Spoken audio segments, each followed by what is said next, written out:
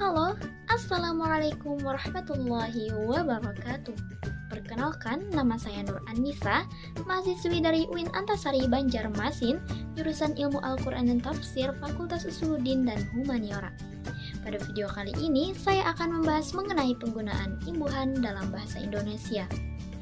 Video ini dibuat hanya untuk pembelajaran dan dalam rangka memenuhi tugas ujian akhir semester ganjil mata kuliah Bahasa Indonesia dengan Ibu Fitriani, SPD, STHI, MPD, selaku dosen pengampu.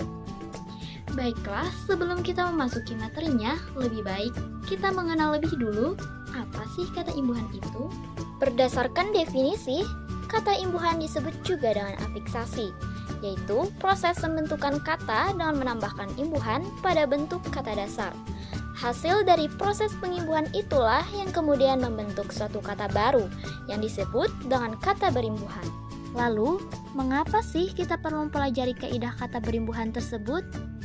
Hal itu dijelaskan berdasarkan beberapa sumber bahwasanya imbuhan yang ditambahkan dalam kata dasar dapat membuat makna kata menjadi berbeda, yang mana kata dasar yang diberi imbuhan bisa membentuk jenis kata baru seperti kata kerja, kata bilangan, kata keterangan, serta kata sifat. Adapun jenis-jenis imbuhan terbagi menjadi 4 macam, yaitu yang pertama prefiks, yang kedua infiks, yang ketiga sufiks, dan yang keempat konfiks. Sekarang kita akan membahas satu persatu dari keempat jenis tersebut. Yang pertama ada prefiks atau awalan. Prefiks adalah imbuhan yang diletakkan pada awal suatu bentuk kata dasar. Adapun jenis imbuhan yang terletak di awal kata dasar yaitu seperti imbuhan me, ber, di, ter, pe, se, ke, dan maha. Contohnya seperti kata menulis yang mendapat imbuhan me dari kata dasar tulis, kata berlari yang mendapat imbuhan ber dari kata dasar lari, kata ditunggu yang mendapat imbuhan di dari kata dasar tunggu, kata terbawa yang mendapat imbuhan ter dari kata dasar bawa, kata penulis yang mendapat imbuhan pe dari kata dasar tulis, kata selembar yang mendapat imbuhan se dari kata dasar lembar, kata kedua yang mendapat imbuhan ke dari kata dasar dua, lalu kata maha kuasa yang mendapat imbuhan maha dari kata dasar kuasa. Kedua, yaitu infiks atau sisipan. Infiks adalah sisipan atau imbuhan yang diletakkan di tengah bentuk kata dasar. Adapun macam-macam sisipan yaitu seperti L, M, dan R.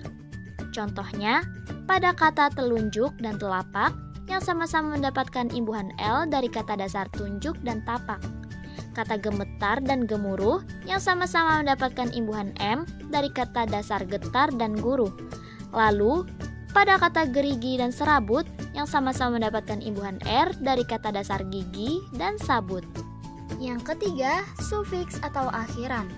Sufiks adalah akhiran atau imbuhan yang ditambahkan pada akhir suatu kata dasar. Adapun macam-macam akhiran yaitu seperti imbuhan kan, an, i, dan nya. Contohnya, seperti kata tuliskan yang mendapat imbuhan kan dari kata dasar tulis. Kata lompatan yang mendapat imbuhan an dari kata dasar lompat. Pada kata akhiri yang mendapat imbuhan i dari kata dasar akhir. Dan pada kata sepertinya yang mendapat imbuhannya dari kata dasar seperti. Lalu yang keempat yaitu konfiks atau awalan akhiran. Konfiks adalah imbuhan yang ditambahkan di awal dan di akhir pada suatu bentuk kata dasar secara sekaligus, seperti imbuhan ke an, pen-an, per-an, ber-an, me-kan, dan se-nya. Contohnya, pada kata keamanan yang mendapat imbuhan ke di awalnya dan an di akhirnya dari kata dasar aman. Kata penanganan yang mendapat imbuhan pen pada awalnya dan an pada akhirnya dari kata dasar tangan. Lalu, kata persawahan yang mendapat imbuhan per di awalnya dan an pada akhirnya dari kata dasar sawah. Kata bersalaman yang mendapat imbuhan ber di awalnya dan kata an di akhirnya dari kata dasar salam.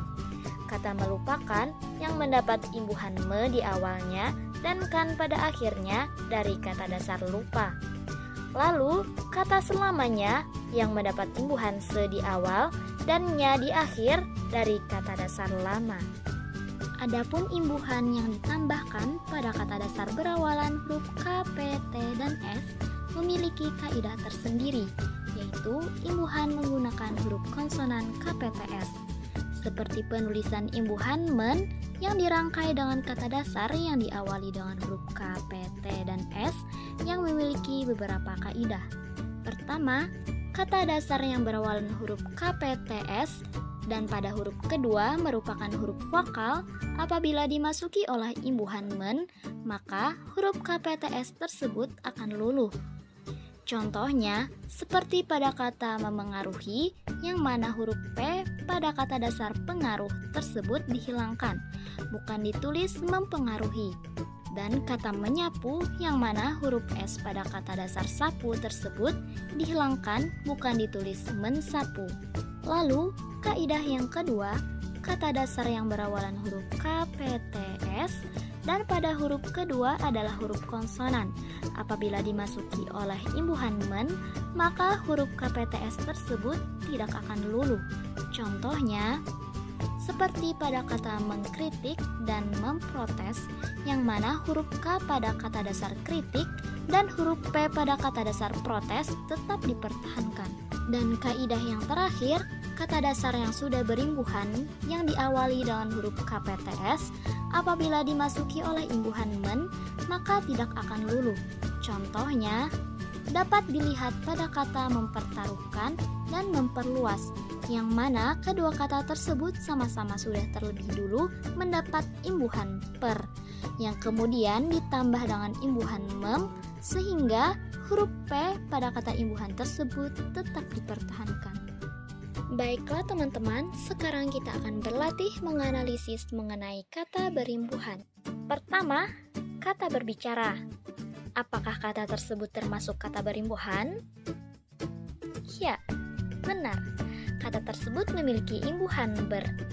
Lanjut, pada kata mainan. Apakah kata itu termasuk kata berimbuhan? Ya, benar.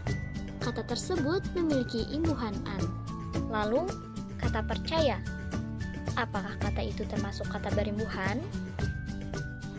Betul, tentu saja bukan. Karena kata tersebut merupakan bentuk kata dasar. Lalu, kata pelihara. Apakah kata itu termasuk kata berimbuhan? Betul, tentu saja bukan. Karena kata tersebut merupakan bentuk kata dasar. Lanjut, pada kata memerlukan. Sudah tepatkah penulisan tersebut? Ya, tepat. Huruf P pada kata dasar perlu telah diluluhkan. Terakhir, pada kata mempermudah. Sudah tepatkah penulisan tersebut? Ya, tepat. Huruf P pada imbuhan permudah tersebut tidak diluluhkan. Baik, demikian yang dapat saya sampaikan mengenai penggunaan imbuhan dalam bahasa Indonesia. Terima kasih, semoga bermanfaat, dan apabila terdapat kesalahan maupun ketidaktepatan atas apa yang telah saya sampaikan, maka saya memohon maaf yang sebesar-besarnya dan terbuka atas kritik, saran, serta koreksinya. Atas segala perhatian, saya ucapkan terima kasih. Wassalamualaikum warahmatullahi wabarakatuh.